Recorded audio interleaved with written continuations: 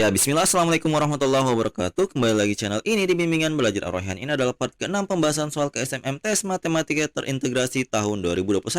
Jadi kita mulai pembahasan pada video kali ini mulai dari soal nomor 16. Simak videonya berikut ini. Nah, di soal nomor 16 ini, ayo coba kita baca dulu soalnya bersama-sama ya. Dalam satu keranjang terdapat 12 bola. Di setiap bola tertulis nama bulan dalam sistem penanggalan Hijriah, sehingga semua nama bulan ada dalam keranjang tersebut. Satu bola diambil secara acak dan tidak dikembalikan. Selanjutnya diambil bola kedua. Nah, peluang bahwa pengambilan pertama menghasilkan nama bulan yang memuat huruf M, sedangkan pengambilan kedua menghasilkan nama bulan yang memuat huruf U adalah titik-titik. Untuk menyelesaikan soal ini, tentunya adik-adik harus tahu terlebih dahulu apa saja sih 12 bulan dalam penanggalan Hijriah. Jadi di sini saya sudah siapkan ada 12 bulan dalam penanggalan Hijriah yang harus kita ketahui. Coba perhatikan. Di sini yang pertama itu adalah bulan Muharram, yang kedua bulan Safar, yang ketiga Rabiul Awal, 4 Rabiul Akhir, 5 Jumadil Awal, 6 Jumadil Akhir, 7 Rajab, 8 Sya'ban, 9 Ramadan, 10 Syawal, 11 Zulqa'dah, dan 12 adalah Zulhijjah. Jadi ini adalah bulan-bulan dalam penanggalan Hijriah. Nah, kita akan menggunakan nama-nama bulan ini kemudian dituliskan di masing-masing bola yang ada di keranjang tersebut tadi. Nah, karena di sini yang ditanya adalah peluang. Ingat bahwa rumus peluang itu adalah PA sama dengan NA per NS. Jadi NA, kalau misalkan adik-adik tidak tahu, NA itu adalah banyaknya kejadian yang diminta, sedangkan NS adalah total kejadian yang bisa terjadi. Jadi kalau bicara tentang peluang, adik-adik harus ingat rumus peluang ini. Nah, setelah kita mengetahui rumus peluang tadi, yang harus kita cari tahu terlebih dahulu itu adalah banyaknya bulan yang memuat huruf M seperti pada pengambilan pertama ini. Jadi syaratnya kan harus bulan yang memuat huruf M, maka kita harus cari tahu bulan apa saja dalam penanggalan Hijriah ini yang memuat huruf M. Coba perhatikan, dimulai dari Muharram ada huruf M-nya. Kemudian Jumadil Awal berarti ada M-nya, Jumadil Akhir ada juga M-nya. Kemudian Ramadan ini ada M-nya. Jadi itu saja. Jadi banyaknya itu adalah 4. Jadi ada 4 yang memiliki huruf M. Ingat ada 4. Kita tuliskan 4. Selanjutnya kita akan mencari di sini di antara 12 bulan dalam penanggalan Hijriah mana saja yang memuat huruf U. Jadi huruf U itu ada di sini. Di Muharram ada, Rabiul Awal ada, Rabiul Akhir ada, Jumadil Awal ada, Jumadil Akhir ada juga. Kemudian Zulqa'dah dan Zulhijjah itu ada. Jadi totalnya itu ada 7 bulan yang memuat huruf U di dalamnya. Nah, kita perhatikan yang berikutnya yang akan kita cari adalah banyaknya bulan yang memuat huruf M dan U. Jadi memuat kedua huruf ini, huruf M dan juga huruf U. Kita perhatikan di sini yang memuat kedua huruf ini itu ada 1 Muharram. Kemudian yang berikutnya adalah Jumadil Awal, Jumadil Akhir juga. Kemudian tidak ada lagi, hanya 3 ini saja. Berarti kita tuliskan 3 yang memuat huruf M dan juga huruf U secara bersamaan. Nah, setelah kita mengetahui ini, kita sudah bisa mulai mengerjakan apa yang ditanyakan di soal ini. Nah, untuk menghitung peluang dari soal ini, kan kalau misalkan kita perhatikan di pengambilan pertama itu kan harus bulan yang memuat huruf M. Tetapi kalau misalkan bulan yang memuat huruf M itu juga memuat huruf U, otomatis peluang pada pengambilan kedua yang bulan memuat huruf U akan berkurang. Nah, karena kasus ini, maka kita akan membagi soal cerita ini menjadi 2 buah kasus. Jadi kasus yang pertama adalah khusus bulan yang memuat huruf M tanpa ada huruf U-nya untuk pengambilan pertama. Bulan apa itu adalah bulan Ramadan. Jadi bulan Ramadan ini kan tidak ada huruf U-nya. Berarti perhitungan peluang di pengambilan pertama itu saling lepas atau tidak ada hubungannya dengan pengambilan yang kedua gitu. Jadi pengambilan bulan Ramadan ini kemudian diikuti pengambilan bulan yang memuat huruf U, itu dihitung sendiri. Sedangkan di kasus kedua nanti itu adalah bulan selain bulan Ramadan yang memuat huruf M, selain Ramadan yang diikuti pengambilan keduanya itu adalah huruf U juga. Nah, untuk perhitungan yang pertama itu peluangnya bisa kita hitung dengan cara untuk pengambilan pertama itu adalah 1/12. 1/12 ini dari mana? Satunya itu adalah banyaknya bulan Ramadan di dalam penanggalan Hijriah yang hanya 1. kemudian 12-nya itu adalah total bulan dalam penanggalan Hijriah. Kemudian itu akan dikalikan dengan peluang pengambilan kedua. Nah, karena sudah kita ambil bulan Ramadan di pengambilan pertama, otomatis banyaknya bulan di pengambilan kedua itu tersisa 11 saja, berarti di bawahnya 11. Kemudian untuk pengambilan bulan yang memuat huruf U itu kan tadi ada 7 ya, maka di 7 itu kita tuliskan di bagian atas, sehingga kita kalikan hasil pengaliannya ini adalah 7/132. Ini adalah peluang dari kasus pertama. Nah, untuk menghitung peluang kasus kedua, di sini kan kita berfokus di bulan yang memuat huruf M yang selain bulan Ramadan dan juga memuat huruf U di dalamnya. Di sini kan yang tersisa hanya 3. Berarti di sini kita hitung 3 dibagi dengan banyaknya bulan itu adalah per 12. Kemudian kita kalikan dengan berapa? Di sini kan tadi sudah diambil 1 ya di pengambilan pertama, berarti yang tersisa hanya 11 bulan saja di bagian bawah. Kemudian untuk di bagian atas, nah karena di pengambilan pertama yang kita ambil adalah bulan yang memuat huruf M dan juga memuat huruf U di dalamnya, otomatis bulan yang memuat huruf U berkurang 1, yang awalnya 7 berarti tinggal 6 saja, maka yang di atasnya kita tulis 6. Kemudian kita kalikan untuk menghitung peluang dari kasus kedua ini, sehingga kita peroleh hasilnya adalah 18/132. Ini adalah peluang dari kasus kedua. Nah, untuk menghitung total peluang pada soal nomor 16 ini, berarti kita tuliskan total sama dengan peluang kasus 1 itu adalah 7/132, akan kita jumlahkan dengan peluang pada kasus kedua, yaitu 18/132. Sehingga kita peroleh hasil akhirnya adalah 25/132. Berarti opsi yang benar untuk soal nomor 16 ini adalah opsi yang A, yaitu 25/132. Semoga adik-adik paham ya. Oke, kita lanjut ke soal selanjutnya. Nah, kita lanjut ke soal nomor 17. Di soal nomor 17 ini ada baiknya kita baca dulu soalnya bersama-sama. Sebuah trapesium sama kaki mempunyai panjang sisi sejajar 10 satuan panjang dan 34 satuan panjang.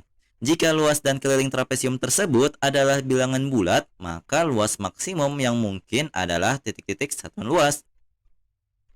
Nah, untuk menyelesaikan soal ini, tentunya kita harus menggambarkan terlebih dahulu trapesium sama kaki yang dimaksud di soal ini. Jadi kurang lebih gambarnya seperti ini. Di sini saya memberi nama trapesium sama kaki ini adalah trapesium sama kaki ABCD. Nah, di sini keterangannya kan dikatakan panjang sisi sejajarnya itu 10 satuan panjang dan 34 satuan panjang. Letaknya di mana? Untuk yang 10 satuan itu tentunya di bagian yang pendek, di bagian atas. Kemudian untuk 34 satuan itu adalah panjang dari AB, dari ujung bawah ke ujung bawah yang satunya. Ini adalah totalnya 34 satuan panjang.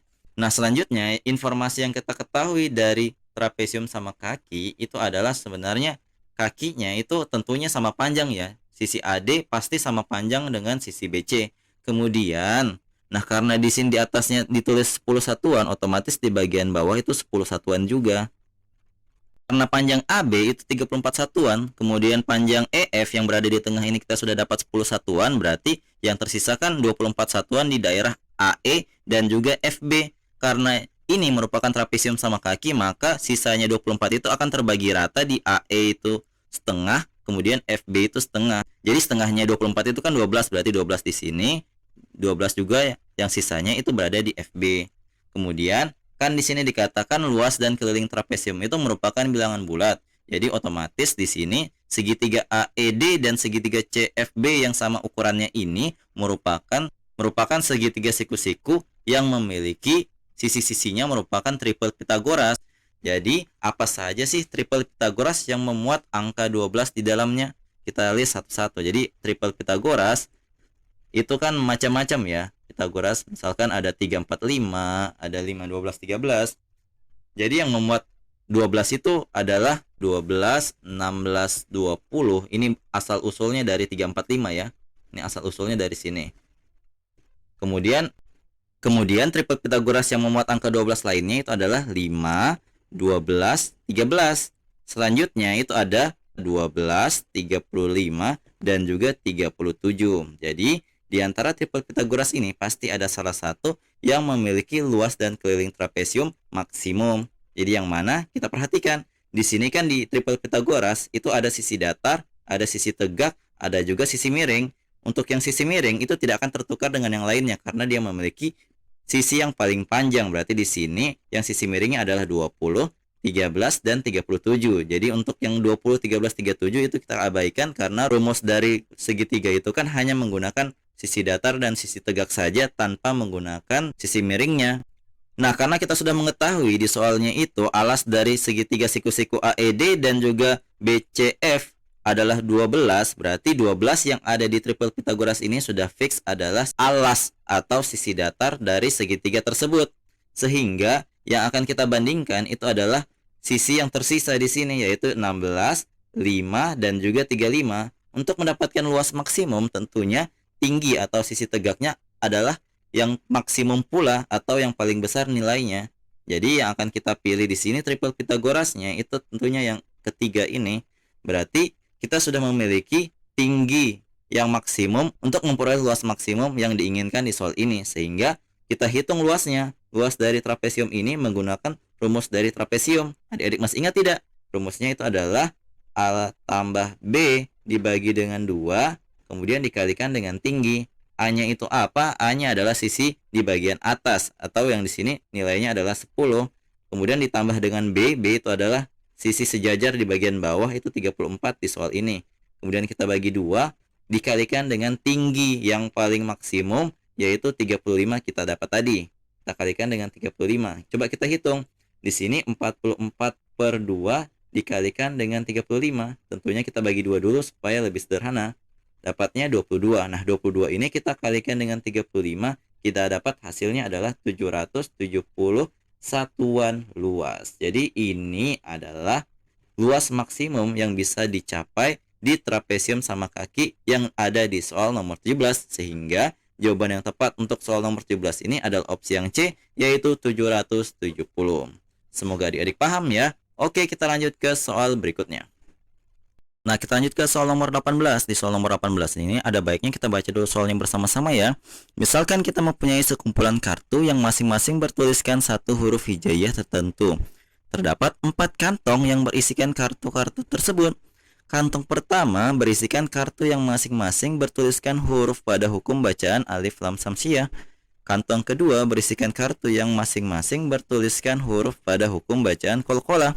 Kantong ketiga berisikan kartu yang masing-masing bertuliskan huruf pada hukum bacaan ikhfa hakiki. Kantong keempat berisikan kartu yang masing-masing bertuliskan huruf pada hukum bacaan izhar syafawi. Misalkan ada X kartu yang terdapat di semua kantong. Dari tiap kantong diambil sebanyak X kartu secara acak. Peluang terambilnya kartu-kartu yang sama dari keempat kantong tersebut adalah titik-titik. Ini tentunya adik-adik harus mengingat kembali huruf-huruf pada masing-masing hukum bacaan di keempat kantong ini. Jadi kita ingat kembali, oh ternyata untuk alif lam syamsiah itu ada berapa huruf? Coba kita lihat. Di sini ada 1, 2, 3, 4, 5, 6, 7, 8, 9, 10, 11, 12, 13, 14. Berarti ada 14 huruf di hukum bacaan alif lam syamsiah. Kemudian untuk ikhfa hakiki kita cek. Di sini ada 1, 2, 3, 4, 5, 6, 7, 8, 9, 10, 11, 12, 13, 14, 15. Ada 15 untuk bacaan ikhfa hakiki. Untuk qalqalah di sini ada 5. Jadi kita tuliskan ada 5. Kemudian untuk izhar syafawi di sini ada 26 huruf yang ada di dalamnya. Jadi di sini ada 26 huruf pada bacaan izhar syafawi. Seperti itu. Nah, kemudian di antara keempat kantong ini yang berisikan masing-masing huruf di masing-masing hukum bacaan ada kesamaan di antara mereka. Jadi coba perhatikan, di sini ada dal dan to. Di sini juga ada dal dan to. Di sini juga ada dal dan to. Untuk alif lam syamsiah juga ada dal, ada to. Nah, di sini ada 2, berarti yang sama. Ada 2 yang sama apa saja? Yaitu dal dan to. Jadi kedua huruf ini yang ada di masing-masing kantong pada masing-masing hukum bacaan tersebut. Nah, setelah kita mengetahui banyaknya masing-masing huruf pada kantong hukum bacaan tersebut dan juga banyaknya huruf yang sama dari keempat kantong tersebut, maka kita sudah siap untuk menghitung peluang dari terambilnya kartu-kartu yang sama dari keempat kantong tersebut. Jadi yang akan kita gunakan adalah rumus peluang seperti biasa, yaitu banyaknya kejadian dibagi dengan banyaknya total kejadian yang mungkin terjadi. Kita mulai dari perhitungan kantong pertama.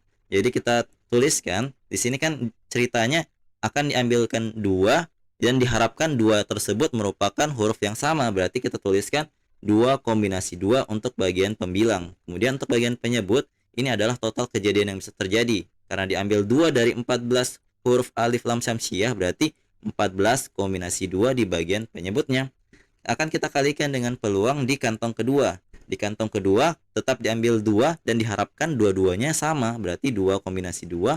Kemudian dibagi dengan, di sini kan ada 5 huruf, berarti 5 kombinasi 2 karena yang diambil 2. Selanjutnya, kantong ketiga kejadiannya masih sama, berarti di bagian atas selalu 2C2 ya.